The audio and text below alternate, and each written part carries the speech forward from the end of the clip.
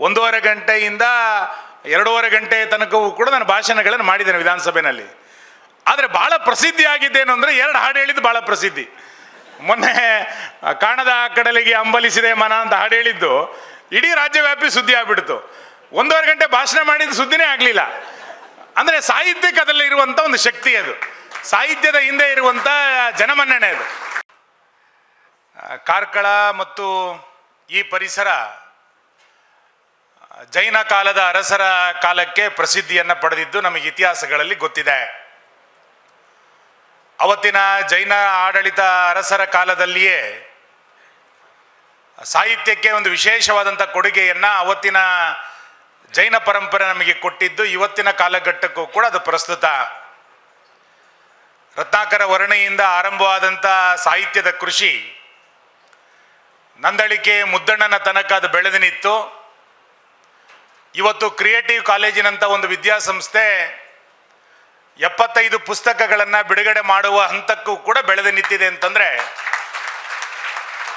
ಕಾರ್ಕಳದ ಈ ಪರಿಸರದಲ್ಲಿ ಸಾಹಿತ್ಯದ ಕೃಷಿ ಚಟುವಟಿಕೆಗಳು ನಿರಂತರವಾಗಿ ಬೆಳೀತಾನೆ ಬಂದಿದೆ. ಹೊಸ ಹೊಸ ಪೀಳಿಗೆ ಇದಕ್ಕೆ ಸೇರ್ಪಡೆಗೊಳ್ತಾನೆ ಇದೆ. ಕನ್ನಡದ ಸಾಹಿತ್ಯ, ಇದರ ಬೆಳೆದು ಬಂದಂಥ ಪರಂಪರೆಗಳು, ಇವತ್ತಿನ ಸವಾಲುಗಳು, ಇವೆಲ್ಲವೂ ಸಾಹಿತ್ಯ ಸಮ್ಮೇಳನಗಳಲ್ಲಿ ಚರ್ಚೆಗಳಲ್ಲಿ ಹಾಗೆ ಆಗ್ತದೆ.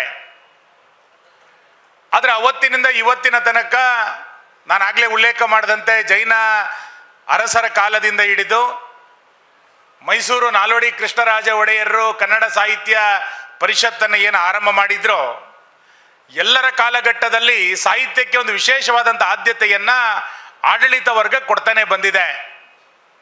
ನಿರೀಕ್ಷೆಗಳು ಬೇರೆ ಬೇರೆ ಇರ್ಬೋದು. ಇವತ್ತಿಗೆ ಇನ್ನಷ್ಟು ಚೆನ್ನಾಗಾಗಬೇಕು, ಆಗಾಗಬೇಕು, ಹೀಗಾಗಬೇಕು ಅನ್ನುವಂಥ ನಿರೀಕ್ಷೆಗಳು ಬೇರೆ ಬೇರೆ ರೀತಿಯಲ್ಲಿ ಇರ್ಬೋದು.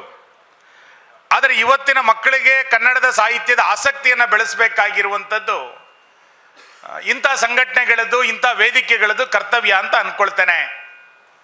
ಅಲ್ಲಲ್ಲಿ ದೊಡ್ಡ ಪ್ರಮಾಣದಲ್ಲಿ ಸಾಹಿತಿಗಳನ್ನು ಕಂಡಾಗ ಹೊಸ ಪೀಳಿಗೆ ಇದನ್ನು ಅನುಸರಿಸ್ಕೊಂಡು ಬರಬೇಕು ಅಂತೇಳಿ ನಮ್ಗೆ ಅನ್ಸುತ್ತೆ. ಸಾಹಿತ್ಯ ಸಮ್ಮೇಳನಗಳು ಹೊಸ ಪೀಳಿಗೆಗೆ ಕನ್ನಡದ ಬಗ್ಗೆ ಆಸಕ್ತಿಯನ್ನು ನಿರ್ಮಾಣ ಮಾಡುವಂಥ ನಿಟ್ಟಿನಲ್ಲೂ ಕೂಡ ಚಿಂತನೆಯನ್ನು ಮಾಡಬೇಕಾಗಿರುವಂಥದ್ದು ಸಾಹಿತ್ಯ ಪರಿಷತ್ತಿನ ಕರ್ತವ್ಯ ಅಂತ ನಾನು ಅಂದ್ಕೊಳ್ತೇನೆ. ನಾನು ಇನ್ನೊಂದು ಸರಿ ಅದನ್ನು ಇವತ್ತು ಹೇಳಿದರೆ ಅದು ಅಪಾರ್ಥ ಆಗ್ಬಿಡ್ಬೋದು, ತೊಂದರೆ ಇಲ್ಲ, ಹೇಳಿಬಿಡ್ತೇನೆ. ಒಂದು 6 ನಿಮಿಷ ತಗೋತೇನೆ. ರಾಜ್ಯ ಮಟ್ಟದ ಸಾಹಿತ್ಯ ಸಮ್ಮೇಳನಗಳು ನಡೆಯುತ್ತೆ. ನಾನು ನೀಲಾವರ ಅಡಿಗರಿಗೆ ಮತ್ತು ಉಳಿದವರಿಗೆ ವಿನಂತಿ ಮಾಡೋದೇನು ಅಂತ ಕೇಳಿದರೆ, ನಾನು ಕನ್ನಡ ಮತ್ತು ಸಂಸ್ಕೃತಿ ಇಲಾಖೆಯ ಸಚಿವನಾಗಿದ್ದಾಗಲೂ ಕೂಡ ಇದೊಂದು ಚಿಂತನೆ ಮಾಡಿದ್ದೆ. ರಾಜ್ಯ ಮಟ್ಟದ ಸಾಹಿತ್ಯ ಸಮ್ಮೇಳನಗಳು ಅಂದರೆ ಸಾಹಿತ್ಯದಕ್ಕಿಂತ ಹೆಚ್ಚಾಗಿ ಆ ಸಾಹಿತ್ಯ ಸಮ್ಮೇಳನದಲ್ಲಿ ವೆಜ್ ಇರಬೇಕು, ನಾನ್ ವೆಜ್ ಇರಬೇಕು ಅನ್ನುವಂಥ ಚರ್ಚೆಗಳೇ ದೊಡ್ಡದು. ಮತ್ತು 2 ಲಕ್ಷ ಜನರಿಗೆ ಊಟ ಕೊಡ್ತೀವಿ ಅನ್ನುವಂಥದ್ದೇ ಸಾಹಿತ್ಯ ಸಮ್ಮೇಳನದ ಹೆಗ್ಗಳಿಕೆ ಎನ್ನುವಷ್ಟರ ಮಟ್ಟಿಗೆ ಇವತ್ತಿನ ಸಾಹಿತ್ಯ ಸಮ್ಮೇಳನಗಳು ಬೆಳಿಲಿಕ್ಕೆ ಪ್ರಾರಂಭ ಆಗಿಬಿಟ್ಟಿದೆ. ಇದು ಸಾಹಿತ್ಯ ಸಮ್ಮೇಳನದ ಸಾರ್ಥಕತೆಯೂ ಅಲ್ಲ, ಸಾಹಿತ್ಯ ಸಮ್ಮೇಳನದ ಭಾವವೂ ಕೂಡ ಅದಲ್ಲ. ಸಾಹಿತ್ಯ ಸಮ್ಮೇಳನದಲ್ಲಿ ಸಾಹಿತ್ಯದ ಬಗ್ಗೆ ಒಂದು ವಿಮರ್ಶಾತ್ಮಕವಾದಂಥ ಚರ್ಚೆಗಳು ನಡಿಬೇಕು, ಒಂದು ಒಳ್ಳೆಯ ಆಡಿಯನ್ಸ್ ಇರಬೇಕು. ಈ ಹಿನ್ನೆಲೆಯಲ್ಲಿ ಸಾಹಿತ್ಯ ಪರಿಷತ್ತು ತಾಲೂಕು ಮಟ್ಟದಿಂದ ರಾಜ್ಯ ಮಟ್ಟದ ತನಕವೂ ಕೂಡ ನಡಿಬೇಕು.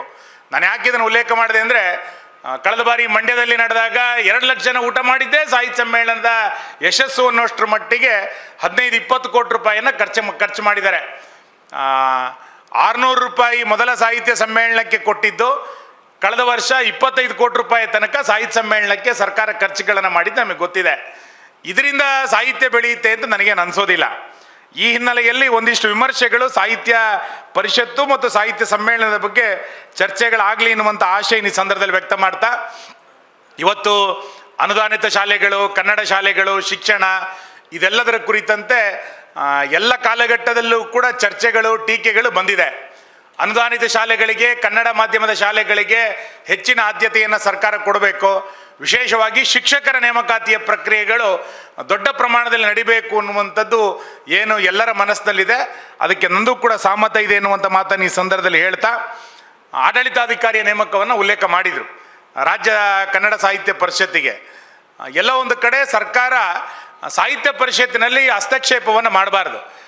ಸಾಹಿತಿಗಳು ಅದಕ್ಕೆ ಸ್ವತಂತ್ರವಾಗಿ ಕೆಲಸವನ್ನು ಮಾಡ್ತಾ ಒಂದು ರಾಜ್ಯಕ್ಕೆ ಹಿತಾನುಭವ ರೂಪದಲ್ಲಿ ಕನ್ನಡ ಸಾಹಿತ್ಯ ಪರಿಷತ್ತು ಚಟುವಟಿಕೆಗಳನ್ನು ಮಾಡಬೇಕು. ಆ ನಿಟ್ಟಿನಲ್ಲಿ ಆಡಳಿತಾಧಿಕಾರಿಯ ನೇಮಕಾತಿಗಳು ಏನಿವತ್ತು ಸರ್ಕಾರ ಮಾಡಿದೆ, ಇದನ್ನು ಸರ್ಕಾರ ಮರುಚಿಂತನೆಯನ್ನು ಮಾಡಿ ಇದನ್ನು ವಾಪಸ್ ತೆಗೆದುಕೊಳ್ಬೇಕು ಅನ್ನುವಂಥ ಮಾತನ್ನು ಕೂಡ ನಾನು ಈ ಸಂದರ್ಭದಲ್ಲಿ ಹೇಳ್ತಾ, ನಾನು ಹಾಗೆ ಯೋಚನೆ ಮಾಡ್ತಾ ಇದ್ದೆ ಸಾಹಿತ್ಯಕ್ಕೆ ಎಷ್ಟು ಶಕ್ತಿ ಇದೆ ಅಂತ. ನಾನು 2004ರಿಂದ ಶಾಸಕ. ಎಲ್ಲ ವಿಧಾನಸಭೆನಲ್ಲೂ ಕೂಡ ಮಾತಾಡ್ತಾನೆ. ಯಾವ ವಿಧಾನಸಭೆ ಅಧಿವೇಶನದಲ್ಲೂ ಕೂಡ ನಾನು ತಪ್ಪಿಸ್ಕೊಂಡಿಲ್ಲ. 1.5 ಗಂಟೆಯಿಂದ 2.5 ಗಂಟೆ ತನಕವೂ ಕೂಡ ನಾನು ಭಾಷಣಗಳನ್ನು ಮಾಡಿದ್ದೇನೆ ವಿಧಾನಸಭೆಯಲ್ಲಿ. ಆದರೆ ಭಾಳ ಪ್ರಸಿದ್ಧಿ ಆಗಿದ್ದೇನು ಅಂದರೆ 2 ಹಾಡು ಹೇಳಿದ್ದು ಭಾಳ ಪ್ರಸಿದ್ಧಿ. ಮೊನ್ನೆ ಕಾಣದ ಕಡಲಿಗೆ ಹಂಬಲಿಸಿದೆ ಮನ ಅಂತ ಹಾಡು ಹೇಳಿದ್ದು ಇಡೀ ರಾಜ್ಯವ್ಯಾಪಿ ಸುದ್ದಿ ಆಗಿಬಿಡ್ತು. 1.5 ಗಂಟೆ ಭಾಷಣ ಮಾಡಿದ ಸುದ್ದಿನೇ ಆಗಲಿಲ್ಲ. ಅಂದರೆ ಸಾಹಿತ್ಯಕ್ಕೆ ಅದರಲ್ಲಿ ಇರುವಂಥ ಒಂದು ಶಕ್ತಿ ಅದು, ಸಾಹಿತ್ಯದ ಹಿಂದೆ ಇರುವಂಥ ಜನಮನ್ನಣೆ ಅದು. ಸಾಹಿತ್ಯವನ್ನು ಜನ ಹೇಗೆ ಅನುಸರಿಸ್ತಾರೆ ಮತ್ತು ಹೇಗೆ ಅದನ್ನು ಖುಷಿ ಪಡ್ತಾರೆ ಅನ್ನೋದಕ್ಕೆ ಅದೊಂದು ಉದಾಹರಣೆ ಮಾತ್ರ.